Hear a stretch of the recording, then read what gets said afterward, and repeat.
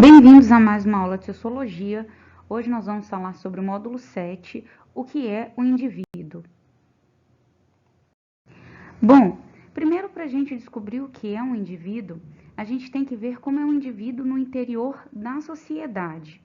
Porque por mais que ele viva em sociedade, ele ainda é um ser singular.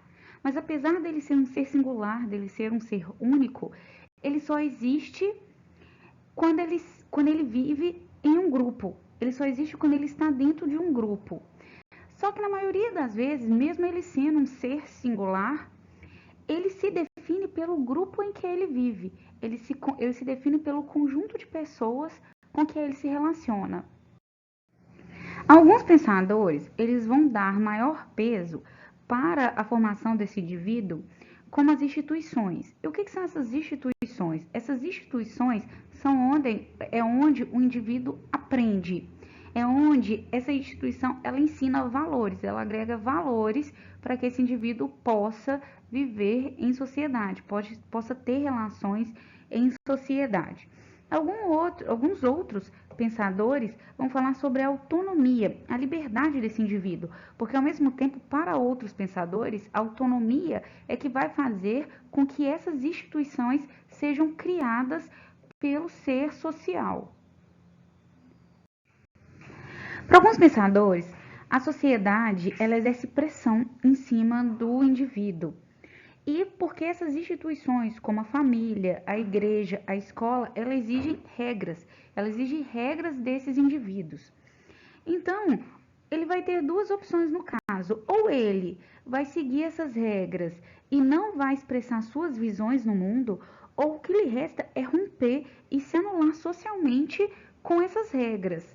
E se anular socialmente para a sociedade. Só que só vai ter um problema, porque só é considerado indivíduo quem está inserido no interior de um conjunto social. Ou seja, para ser então indivíduo, para ser considerado indivíduo, ele tem que viver em sociedade e obedecer às regras que a sociedade lhe impõe. Outros pensadores já falam o contrário. Vão falar que a sociedade, elas são dinâmicas e não seria capaz de entender as mudanças dessa sociedade sem a presença do indivíduo. Eles vão afirmar que a vivência, as particularidades no interior dos conjuntos sociais é que vão permitir compreender a constituição de novos valores, novos ordenamentos econômicos e políticos, e sem a presença atuante do indivíduo, nada disso poderia ser pensado. Já outros estudiosos vão mencionar que os instintos humanos, eles são domesticados pela sociedade. Mas, ao mesmo tempo, eles também não deixam de atuar de forma singular. Então, eles vão comparar essa situação a uma questão biológica do ser humano. Que ele vai falar que, ao mesmo tempo que ele é singular, que ele é um indivíduo singular, ele vive na pluralidade social. Então, aqui a gente tem uma gama de teorias para falar sobre como é a relação entre o indivíduo e a sociedade. O texto ele propõe para a gente que não há sociedade sem indivíduo e vice-versa. Vai colocar também que existem elementos qualitativos que são fundamentais para a construção de uma sociedade. E esses elementos, é lógico que eles vão partir do indivíduo. Ele também vai falar sobre uma realidade social, que é o tempo histórico das vontades particulares de cada indivíduo. E com esse tempo histórico, esses estudiosos, eles propõem que o indivíduo não estaria na origem da sociedade, mas seria o resultado de um modo específico para fazer a sociedade. Tal modo estaria, apesar de determinados condicionantes culturais, aberto a intervenções de seus componentes, que são os indivíduos, que poderiam, por meio de interações, modificar essa forma de dinâmica. Módulo 7, Indivíduo e Sociedade, exercício de aplicação, página 276. No Brasil, todos os homens, no ano em que completam 18 anos de idade, são obrigados a alistar-se no serviço militar. Caso essa obrigação não seja observada, o jovem é considerado refratário e, nessa condição, não receberá o certificado de reservista, documento exigido para tirar título de eleitor ou passaporte, prestar concursos públicos, abrir conta bancária ou matricular-se na universidade.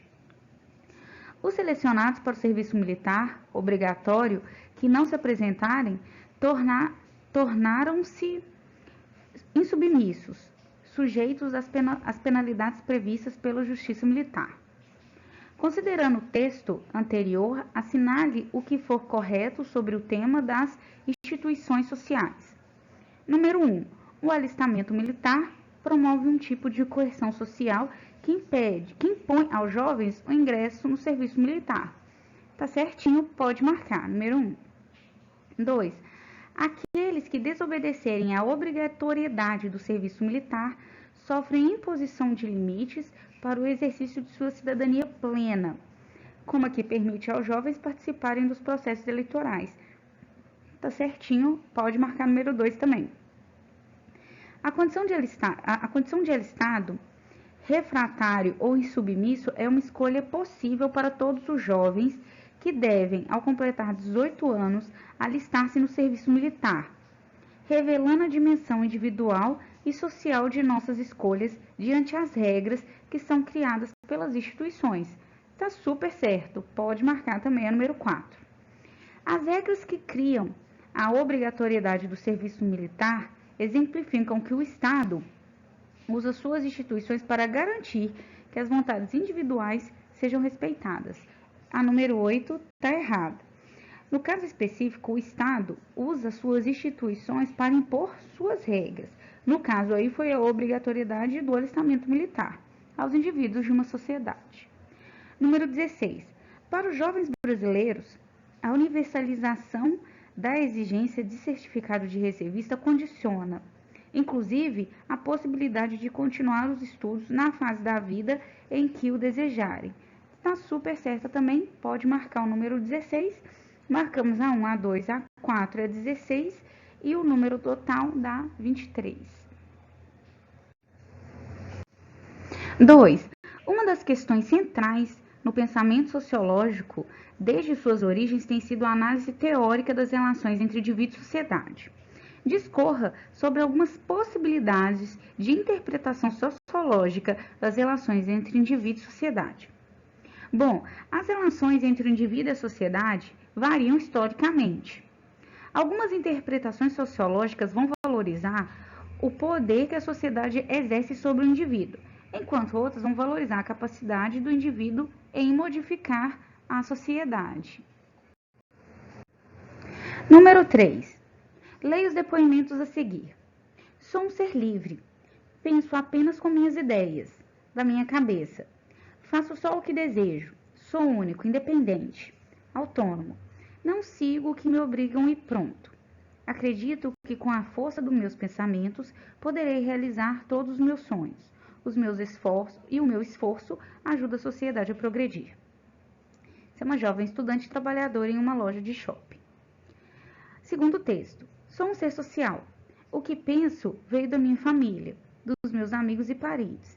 Gostaria de fazer o que desejo, mas é difícil. Às vezes faço o que quero, mas na maioria das vezes sigo meu grupo, meus amigos, minha religião, minha família, a escola, sei lá. Sinto que dependo disso tudo e gosto muito de ser livre, mas não sou. Esse depoimento foi de um jovem estudante em uma escola pública que trabalha em empregos temporários. Terceiro texto. Sinto que às vezes consigo fazer as coisas que desejo, como ir a raves, mesmo que minha mãe não permita ou concorde. Em outros momentos, faço o que me mandam e acho que deve ser assim mesmo. É legal a gente viver segundo as regras e ao mesmo tempo poder mudá-las. Nas raves existem regras, muita gente não percebe, mas há toda uma estrutura, seguranças, taxas, etc. Então, sinto que sou livre, posso escolher coisas, mas com os limites. Jovem estudante office boy. Assinale a alternativa que expressa, respectivamente, as explicações sociológicas sobre a relação entre indivíduo e sociedade representada nas falas. Bom, aí nós vamos ter a letra C, individualismo, coercitividade social e construtivismo social. Letra C. Uma relação entre indivíduo e sociedade é construída sempre de forma mútua e dinâmica, por isso que vai ser a letra C. Não se esqueçam de fazer o para casa, que são os exercícios propostos da página 279, do número 6 ao número 16. E até a próxima aula.